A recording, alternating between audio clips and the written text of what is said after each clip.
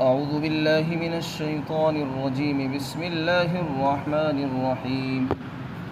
وإن كادوا ليفتنونك عن الذي أوحينا إليك لتفتري علينا غيره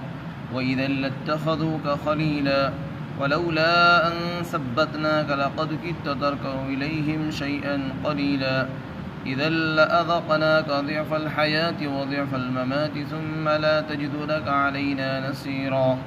وإن كادوا ليستفزونك من الأرض ليخرجوك منها وإذا لا يلبثون خلافك إلا قليلا سنة من قد أرسلنا قبلك من رسلنا ولا تجد لسنتنا تحويلا.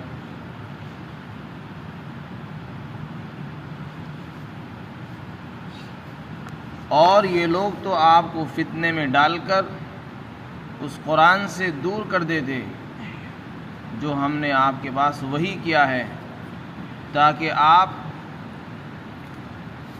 ہمارے خلاف ایسی چیز بنا کر پیش کر دیں قرآن کے علاوہ، جو قرآن کے علاوہ ہو، اور اس کو ہماری طرف منسوب کر دیں. اور اگر ایسا ہو جاتا تب تو وہ آپ کو اپنا دوست بنا لیتے. اور اگر ہم آپ کے قدموں کو ثابت قدم نہ جماتے، آپ کو ثابت قدم نہ رکھتے، تب تو قریب تھا کہ آپ ان کی طرف تھوڑے سے مائل ہو جاتے. اگر ایسا ہو جاتا تو پھر ہم تمہیں دنیا کے اندر بھی اور موت کے بعد بھی دوہری سزا کا مزہ چکھاتے، اور پھر تم ہمارے خلاف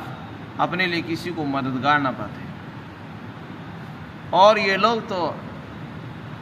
یہ چاہتے تھے کہ آپ کو اس سرزمین سے آپ کے قدموں کو کھاڑ دیں تاکہ آپ کو یہاں سے نکال دیں. اگر ایسا ہو جاتا تو یہ آپ کے بعد تھوڑے ہی دن ٹھہرتے. اور یہ ان لوگوں کا طریقہ ہے جن کو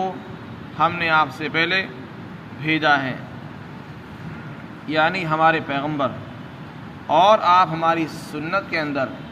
کوئی تبدیلی نہیں پائیں گے.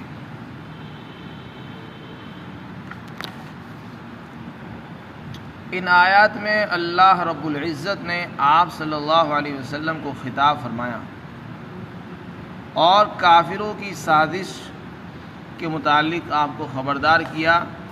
کہ ان کی جو دلی خواہش ہے وہ تو یہ ہے کہ آپ کو کسی فتنے میں مبتلا کر کے آپ کو قرآن سے ہی دور کر دیں. جب آدمی کا بس نہیں چلتا تو وہ یہ سوچتا ہے کہ ان کو ان کے دین سے ہی ہٹا دیں. اولاً تو وہ خود نہیں مانتا جب اس کو کہا جاتا ہے کہ ایمان قبول کر لو، لیکن وہ یہ سوچتا ہے کہ میں کیوں کروں، ان کو بھی نہ رکھوں،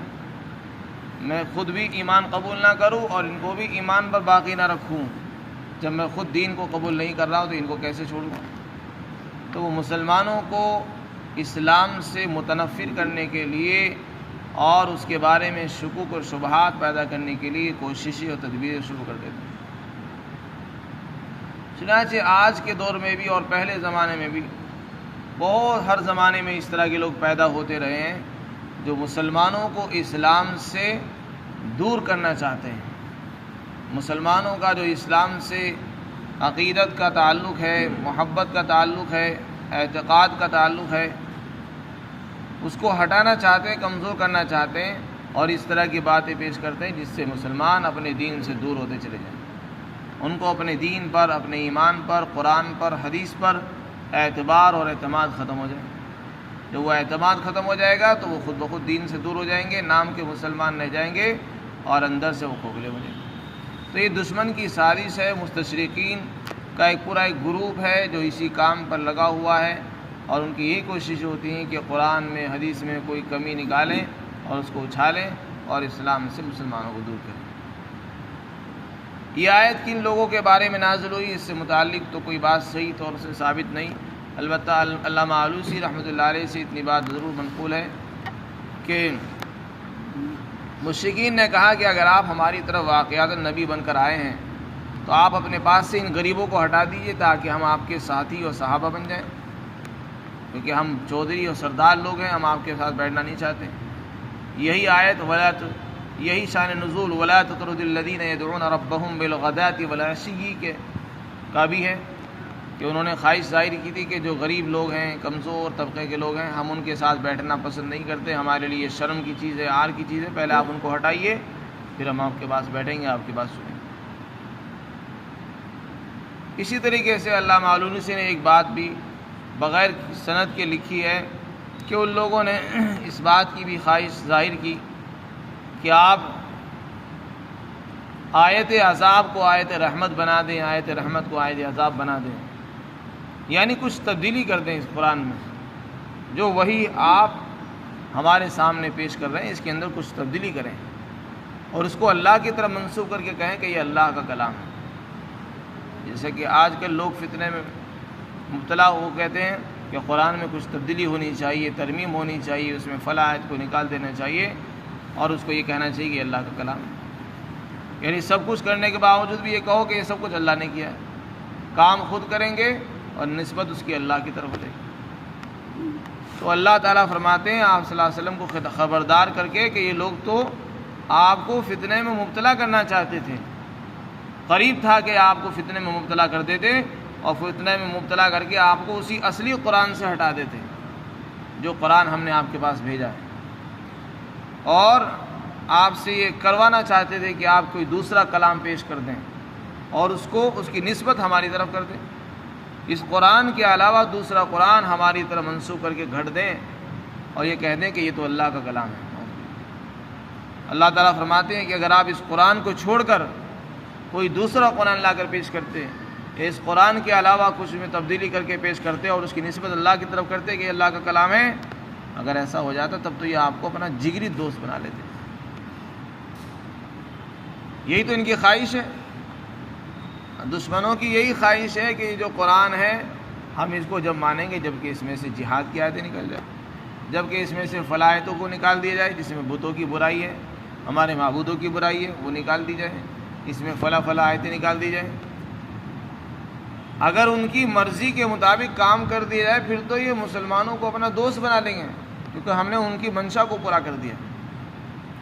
اور یہ منشا پورا کر کے پھر بھی ہم یہ کہیں کہ یہ اللہ کا کلام ہے تو یہ جھوٹ ہو جائے گا،